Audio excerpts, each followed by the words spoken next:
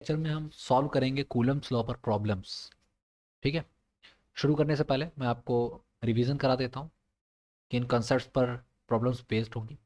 पहला कॉन्सेप्ट है quantisation of charge, that is Q equals to N E. बहुत simple सा कॉन्सेप्ट है। क्या है कि चार्जेस जो हैं वो क्वांटाइज्ड होते हैं, जिसमें ई की वैल्यू क्या होती है 1.6 इंटू 10⁻⁻19 कूलम। इलेक्ट्रॉनिक चार्ज है, बेसिक यूनिट ऑफ चार्ज है। एन एक इंटीजर है, पॉजिटिव इंटीजर कुछ भी नंबर हो सकता है। ठीक है। दूसरा कॉन्सेप्ट कूलम्स लॉ, जो कि कहता है फोर्स किन्हीं दो चार्जेस के बीच इस फॉर्मूले से आप कैलकुलेट कर सकते हैं। ठीक है। इस कॉन्सेप्ट के बारे में मैं पिछले वीडियो में काफ़ी ब्रीफ में एक्सप्लेन कर चुका हूँ, आप उस वीडियो को देख सकते हैं। नहीं तो अगर आपको केवल फॉर्मूले पता है तो भी आप कुछ क्वेश्चंस बना सकते हैं कॉन्सेप्ट के द्वारा। देखिए, जैसे कि दो चार्जेस हैं Q1 Q2, इनके बीच की डिस्टेंस है R। ठीक है। तो जो फोर्स लगेगा, फोर्स ये वाला चार्ज Q1 Q2 पे लगाएगा वो भी यही होगा, और जो Q2 Q1 पे लगाएगा वो भी यही होगा। इन मैग्नीट्यूड, डायरेक्शन में अलग होंगे, ऑब्वियस सी बात है। ठीक है। अब इस कंसेप्ट पर, कूलम्स लॉ पर, हमें क्वेश्चन सॉल्व करने हैं। बहुत सिंपल क्वेश्चंस हैं, ऐसा नहीं बहुत आसान क्वेश्चंस मैं ले रहा हूँ, बट जिस तरह से हम यहाँ पे समझेंगे आपको वो क्वेश्चंस भी आसान लगने वाले हैं। तो इसलिए अगर आप चाहते हैं आप कूलम्स लॉ को अच्छे से मास्टर कर लें तो इस वीडियो को पूरा देखिएगा। तो let's begin with question number 1। Okay. पहला क्वेश्चन है, बहुत सिंपल सा क्वेश्चन ले रहा हूँ, बहुत ही सिंपल। देखिए, धीरे धीरे लेवल को बढ़ाएंगे हम। एक नेगेटिव चार्ज यहाँ पे रख दिया, यहाँ पे एक पॉजिटिव चार्ज है, और इस जगह पे भी एक पॉजिटिव चार्ज है। ठीक है। ये क्यू है 1 nano coulomb, this is Q2 -3 nano coulomb. मैं सारी कैलकुलेशंस नहीं करूँगा, कैलकुलेशंस आप खुद कर सकते हैं। मैं आप आपको सिखाऊंगा कि कैसे आप इस सवाल को हल करेंगे। ठीक है। न्यूमेरिकल वैल्यूज रखना वो आप खुद कर सकते हैं। Q3 है 5 nano coulomb. Okay. Now this distance is 2 centimetre and this whole distance is 4 centimetre. पूछा है फोर्स कितना लग रहा होगा, फाइंड F ऑन Q3। तो Q3 पर हमें फोकस करना है यहाँ पे। ठीक है। Q3, तो Q3 पे किसके द्वारा फोर्स लग रहा होगा, नेगेटिव है चार्ज तो अट्रैक्टिव फोर्स लग रहा होगा, यानी कि Q2 की ओर ये फोर्स जाएगा, F2 बोल दिया इसको। और ये जो Q है दोनों पॉजिटिव हैं, Q and Q3 are positive, तो रिपल्सिव फोर्स लगेगा जो कि इस डायरेक्शन में होगा। अगर मैं इसका फोर्स डायग्राम इस तरीके से बनाऊं, ये रहा F2, ये रहा F3, और यू कैन से F1। ठीक है। अब इसमें नेट फोर्स जो होगा वो Q3 पे फोर्स लग रहा होगा, तो फोर्स नेट कैसे निकालेंगे, F vector equals to minus of F1 plus of F2। क्यों, ये निगेटिव डायरेक्शन में है, इसको निगेटिव ले लेंगे, और ये पॉजिटिव डायरेक्शन में तो इसको पॉजिटिव ले लेंगे वेक्टर के साथ। ठीक है। इसका मैग्नीट्यूड आप निकाल सकते हैं। क्या निकालेंगे, देखिए, F1 इक्वल्स टू के Q3 Q1 by R square. R आपको गिवन है 2 सेंटीमीटर, आप कैलकुलेट कर सकते हैं। ओके। F2 Q2 Q3 के Q2 Q3 by R square. Are कितना है 4 सेंटीमीटर, इसको आर डैश स्क्वायर बोल देते हैं। इसकी वैल्यू पुट करिए, आंसर आपको मिल जाएगा। मैं लिख भी देता हूँ आंसर्स यहाँ पे।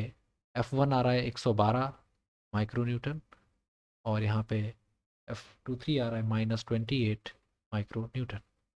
हम इनकी वैल्यूज रखेंगे। Oh sorry, this is not 28, this is 84। Okay. बाकी आप कैलकुलेट कर सकते हैं। तो बहुत सिंपल सा क्वेश्चन था। अब हम दूसरे क्वेश्चन की ओर बढ़ते हैं, थोड़ा सा चेंज करेंगे क्वेश्चन को। क्वेश्चन नंबर 2, क्या चेंज करेंगे, देखिए। इससे आपको एक टेक्निक पता चलेगी कि क्वेश्चंस को सॉल्व कैसे करना है। ठीक है। सिचुएशंस बहुत सारी हो सकती हैं, इधर पॉजिटिव साइन, पॉजिटिव चार्ज, इधर भी पॉजिटिव चार्ज, तीनों पॉजिटिव चार्ज हमने रख दिए। ठीक है। डिस्टेंस यहाँ से यहाँ तक सपोज कितनी हमने ले लेते हैं, ए ले लेते हैं, कोई दिक्कत नहीं है। ये डिस्टेंस ए है, ये भी डिस्टेंस ए है, ठीक है, और ये डिस्टेंस बी है सपोज, राइट, बी। अब आपको बताना है फोर्स कितना लग रहा है इस चार्ज पर, तो इसको को बोल देता हूँ Q1, Q2, ये रहा Q3। अगेन Q3 पर ही बताना है, बट Q3 की इस बार हमने पोजीशन चेंज कर दी है, यहाँ पे परपेंडिकुलर बाइसेक्टर पे हमने रख दिया इसको। तो अब फोर्स क्या होगा, F ऑन Q3 नेट कितना लगेगा, देखिए दोनों ही पॉजिटिव चार्ज है, तो रिपल्सिव फोर्स लगेगा इसके द्वारा इस डायरेक्शन में लगेगा। अगर यहाँ से हम देखें कूलम्स लॉ क्या कहता है, अगर दो चार्जेस रखे हुए हैं तो along the line joining them इस डायरेक्शन में फोर्स लगेगा, ठीक है।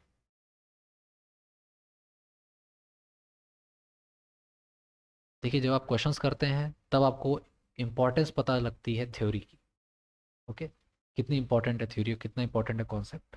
अगर आपको ये लाइन ज्वाइनिंग वाला कॉन्सेप्ट नहीं पता था तो अभी आप फोर्स की डायरेक्शन क्या होगी इन दोनों के बीच आप नहीं बता सकते थे, ठीक है। तो इसलिए कॉन्सेप्ट इज़ वेरी इंपॉर्टेंट।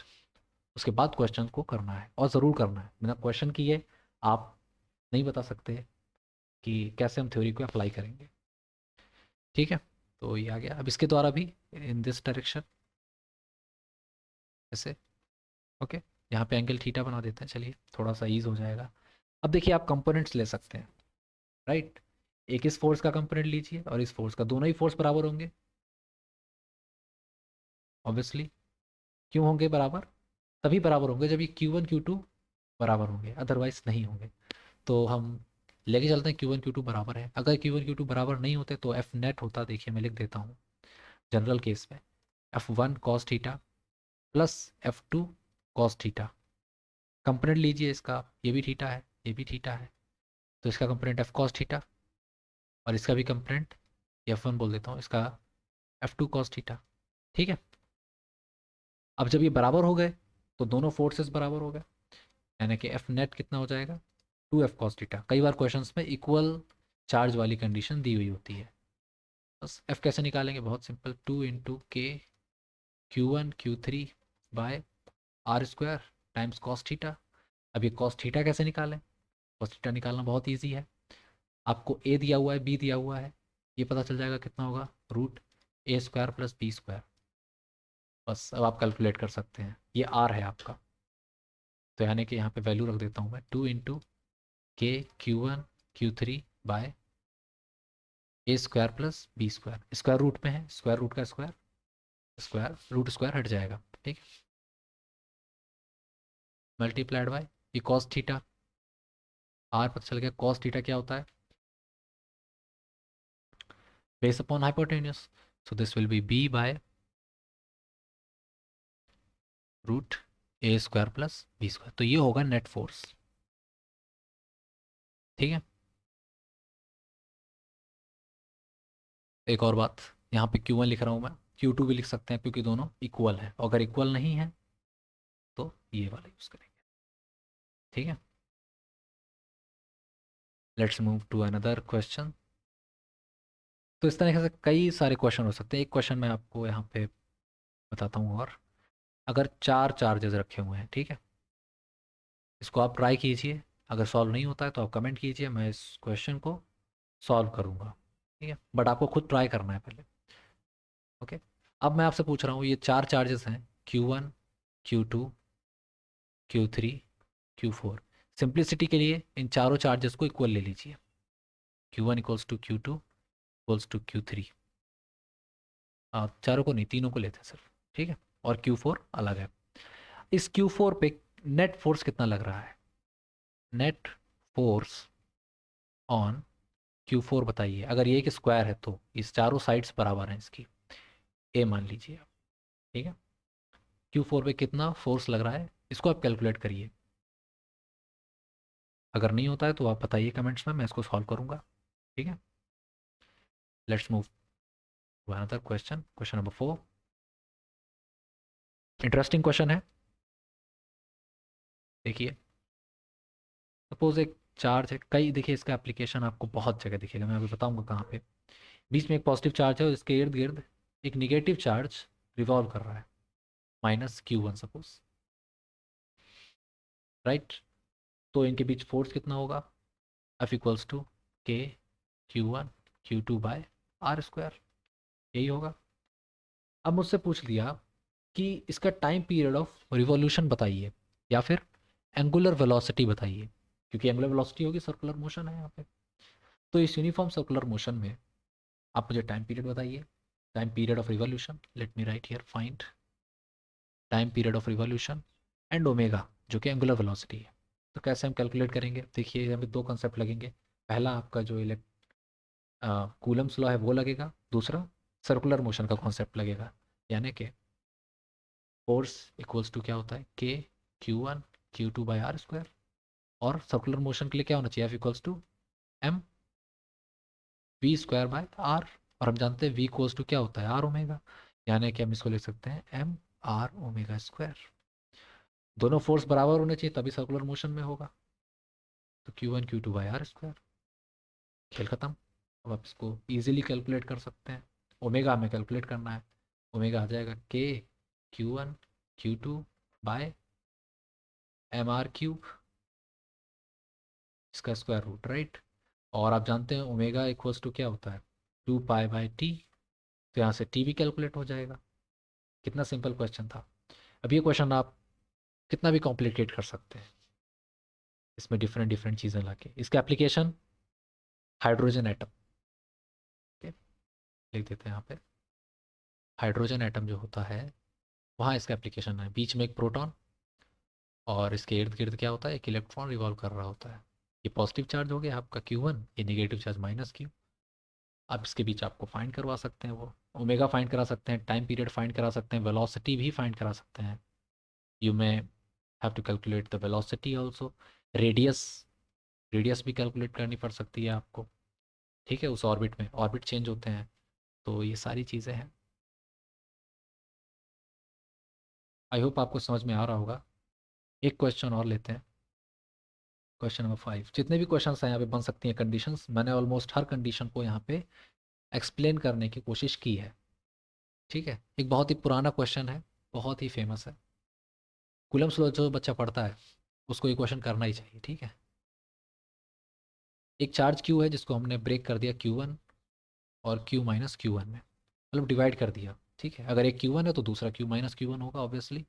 हमें पता करना है इस तरीके से इसको डिवाइड करेंगे हम।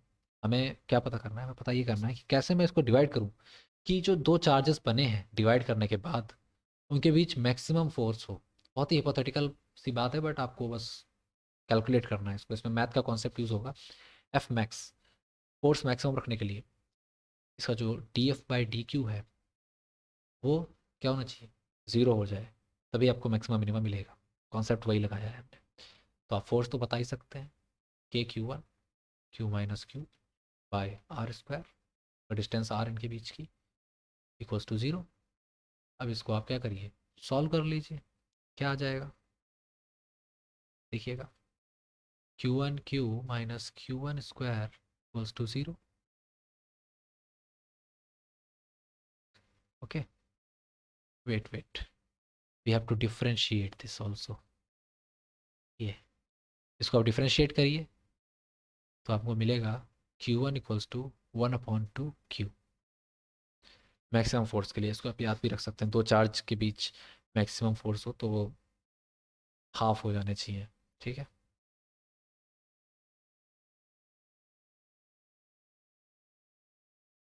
क्वेश्चन नंबर 6 बहुत इजी क्वेश्चन है। अब हम थोड़ा सा लेवल को और उठाएंगे और बहुत ध्यान से इस क्वेश्चन को सॉल्व करेंगे, क्योंकि इन्वॉल्विंग है क्वेश्चंस, ठीक है। अब तक तो छोटे छोटे क्वेश्चंस थे, now this will B lengthy, a little bit lengthy. Let me draw the diagram firstly, क्योंकि डायग्राम से हम क्वेश्चन को अच्छे से समझ सकते हैं। ओके, दो चार्जेस हैं, सस्पेंडेड है, ठीक है। ऑब्वियसली अगर दोनों सेम साइन के हैं तो रिपेल करेंगे और एक डिस्टेंस पे रुक जाएंगे, ठीक है। यहाँ पे हमने मान लिया ये एंगल है थीटा, थीटा है। मास भी होगा इसके पास तो mg वेट लगेगा, ठीक है। फोर्स ही एक दूसरे पे लगाएंगे, इधर F लगेगा। इसमें स्ट्रिंग में टेंशन होगा कुछ, लेंथ L है सपोज इसकी, तो आपको क्या कैलकुलेट करना है? आपको कैलकुलेट करना है इसमें डिस्टेंस x, कितना डिस्टेंस होगा इनके बीच। क्या दिया है, क्या पूछ लिया है, घबराने की जरूरत नहीं है, बहुत सिंपल क्वेश्चन है, बस दो इक्वेशंस बनानी है, बाकी सब खुद हो जाएगा। देखिए कैसे। आपको यहाँ पे कंपोनेंट्स लेने हैं। ये टी है, इसको टी कॉस थीटा और साइन थीटा बना दीजिए। टी कॉस थीटा इधर होगा, T cos theta, T sine theta ऊपर होगा, यानी M G is balanced by T sine theta and T cos theta balance by F. Electric force है ये, दोनों को डिवाइड कर दीजिए आप। तो F E upon M G will be what, cot theta, right, cot theta, cot theta होगा। अब ये कॉट थीटा कहाँ से लाएंगे हम? बहुत सिंपल। देखिए कॉट होता क्या है, बेस अपॉन हाइपोटेन्यूज। बेस ये रहा, बेस, अगर ये पूरा एक्स है तो ये एक्स बाई टू हो गया, ठीक है। बेस अपॉन परपेंडिकुलर, ये रहा परपेंडिकुलर ए बी, इसको ए बी मान लेते हैं, ठीक है। तो यानी कि F E by M G equals to A B by X by two, ठीक है। सिंपल सा क्वेश्चन है, sorry, X by two by B, okay. तो F E upon M G X upon two, A B कैसे निकालेंगे हम? A B calculate करना है तो कैसे निकालेंगे? ये वैल्यू दी हुई है एल, ये है एक्स बाई टू, हाइपोटे वो लगा दीजिए, Pythagoras theorem. This will be L square square root में माइनस एक्स बाई टू का होल स्क्वायर। अब आप इसको सॉल्व करिए for X and you will get your answer. Both side square कीजिए एक्स के लिए, पॉइंट सॉल्व करिए इसको, आपके पास उत्तर आ जाएगा, ठीक है।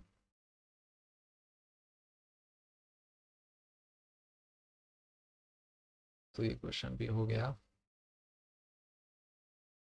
ये कितने क्वेश्चंस किए हैं? 6 क्वेश्चंस। एक और क्वेश्चन है, लास्ट है, और ये क्वेश्चन मैं इस वीडियो में नहीं सॉल्व करूँगा, ये भी आपको एज अ होमवर्क दे रहा हूँ। प्लस 4 क्यू और इधर है प्लस क्यू, इसके बीच में एक चार्ज रख देते हैं सी पॉइंट पे। सपोज, मैं नहीं बता रहा कहाँ पे है ये सी पॉइंट, अगर हम बीच में कोई भी एक चार्ज रखें, ठीक है, कैसे रखना है वो मैं बताता हूँ। हमें पता करनी है find location, magnitude of the third charge at C. No C नहीं, ऐसे नहीं बोलूँगा मैं, वो तो आपको पता करना है, ठीक है। और हाँ, रखा इन्हीं के बीच में होगा, ये मैं आपको बता चुका हूँ। तो third charge, so that system is in equilibrium, for system to be in equilibrium. अब आप इसको फाइंड करिए, ठीक है। इक्विलिब्रियम में रहे सिस्टम, आप इसको खोजिए कैसे करेंगे सॉल्व, ठीक है। और अगर नहीं होता है तो मुझे बताइए, मैं यहाँ पे लिख देता हूँ। देखिए कौन कौन से क्वेश्चन है जो आपको होमवर्क में, मतलब आपको खुद करने हैं। एक ये क्वेश्चन है, इसको बोल देता हूँ क्वेश्चन नंबर, सपोज मैं बोल देता हूँ इसको ए बोल देता हूँ, ठीक है। और ये क्वेश्चन नंबर 7 है। तो दो क्वेश्चन आपको करने हैं खुद, क्वेश्चन ए, क्वेश्चन नंबर 7। खुद ट्राई कीजिए, कमेंट में लिखिएगा आपसे अगर हो जाता है तो, और नहीं होता है तो भी लिखिएगा, क्योंकि फिर मैं इसको सॉल्व करूँगा, राइट। और एक्सप्लेन भी करेंगे